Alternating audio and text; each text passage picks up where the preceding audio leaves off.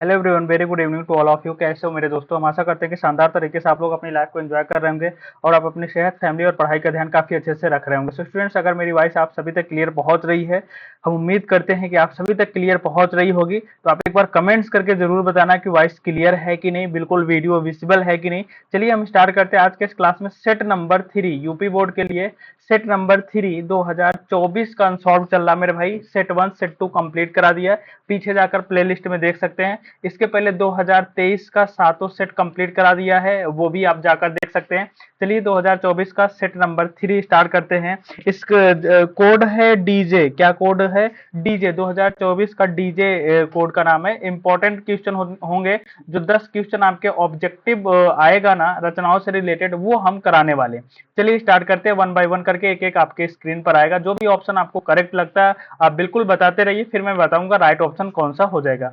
हरिऔध की ठेठ हिंदी का ठाठ कृति की विधा है। देखिए मेरे भाई, हरिऔध की ठेठ हिंदी का ठाठ कृति की विधा है। ए ऑप्शन पर है कहानी, बी ऑप्शन पर है उपन्यास, सी ऑप्शन पर है जीवनी, डी ऑप्शन पर है नाटक। तो याद रखना, क्या याद रखना मेरे भाई?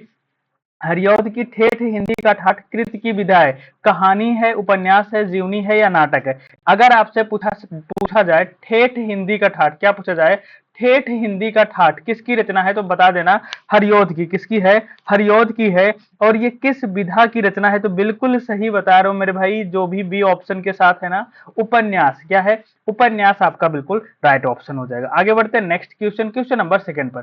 सेकंड नंबर में बताना है मेरे भाई, भूले बिसरे चेहरे। क्या बताना है? भूले बिसरे चेहरे के लेखक हैं। बता दो जल्दी से कमेंट्स करके, यहाँ पर राइट ऑप्शन कौन सा हो जाएगा मेरे भाई?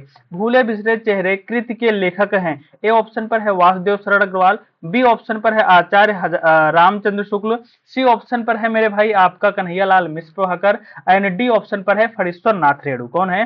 फणीश्वर नाथ रेणु। याद रखना मेरे भाई, एक भूले बिसरे गीत है, एक भूले बिसरे चेहरे हैं। यहाँ पर भूले बिसरे चेहरे की बात की जा रही है, तो राइट ऑप्शन आपका हो जाएगा सी, कन्हैयालाल मिश्र प्रभाकर। कौन हो जाएगा मेरे भाई? कन्हैयालाल मिश्र प्रभाकर आपका राइट ऑप्शन। अगर आप सी ऑप्शन के साथ हैं तो बिल्कुल आपका करेक्ट ऑप्शन हो जाएगा। आगे बढ़ते हैं next question, question number third में। चलिए मेरे भाई ये करके बताइए थर्ड नंबर में।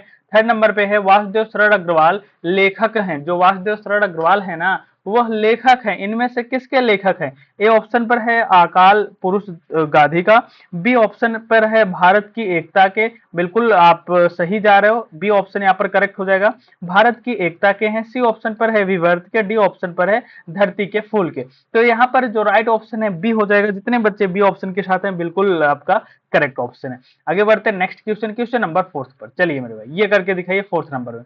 आलोचना साहित्य कालिदास की ललित योजना के लेखक हैं। बता दो मेरे भाई, आलोचना साहित्य कालिदास की ललित योजना के लेखक हैं। ए ऑप्शन पर है हजारी प्रसाद द्विवेदी, बी ऑप्शन पर है प्रोफेसर जी सुंदर रेड्डी, सी ऑप्शन पर है हरिशंकर प्रसाद, डी ऑप्शन पर है जयशंकर प्रसाद। क्या है डी ऑप्शन पर? जयशंकर प्रसाद। तो याद रखना मेरे भाई, यहाँ पर आपका ए ऑप्शन करेक्ट हो जाएगा, हजारी प्रसाद द्विवेदी। कौन हो जाएगा? हजारी प्रसाद द्विवेदी आपका करेक्ट ऑप्शन पे। जितने बच्चे ए ऑप्शन के साथ हैं बिल्कुल आपका करेक्ट ऑप्शन हो जाएगा। फिफ्थ नंबर पे है मेरे भाई, इंद्रजाल कहानी संग्रह के लेखक हैं। क्या है? इंद्रजाल कहानी संग्रह के लेखक हैं। ए ऑप्शन पर है जयशंकर प्रसाद, बी ऑप्शन पर है विश्वम नाथ शर्मा, सी ऑप्शन पर है सुदर्शन, डी ऑप्शन पर है प्रेमचंद। क्या है डी ऑप्शन पर? प्रेमचंद। तो याद रखना मेरे भाई, इंद्रजाल। क्या है? इंद्रजाल। ये जयशंकर प्रसाद का है यार, याद रखना। किसका है? जयशंकर प्रसाद का। बिल्कुल ए ऑप्शन आपका करेक्ट हो जाएगा। नेक्स्ट क्वेश्चन पर आते हैं, क्वेश्चन नंबर 6 पर। सुमित्रा नंदन पंत का काव्य संकलन है। सुमित्रा नंदन पंत का काव्य संकलन है। अब यहाँ पर पूछा जा रहा है कौन सी संकलन, कौन सा काव्य है जो सुमित्रा नंदन पंत के? ऐसे क्वेश्चन में आपको दिक्कत हो सकती है मेरे भाई, याद रखना।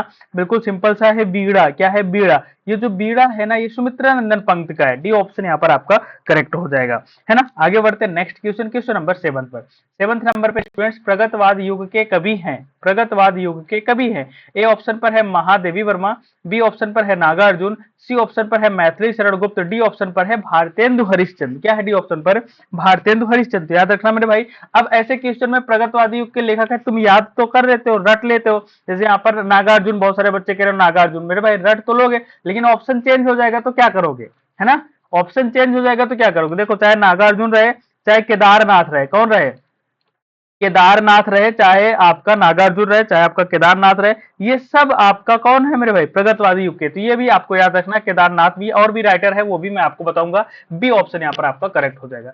नेक्स्ट क्वेश्चन पर आते हैं मेरे भाई, क्वेश्चन नंबर आपका है 8 नंबर पे आपको बताना है, प्रयोगवादी कवि नहीं है। अब बताओ यहाँ पर कौन से कवि हैं जो प्रयोगवादी नहीं है, ये पूछा जा रहा है मेरे भाई।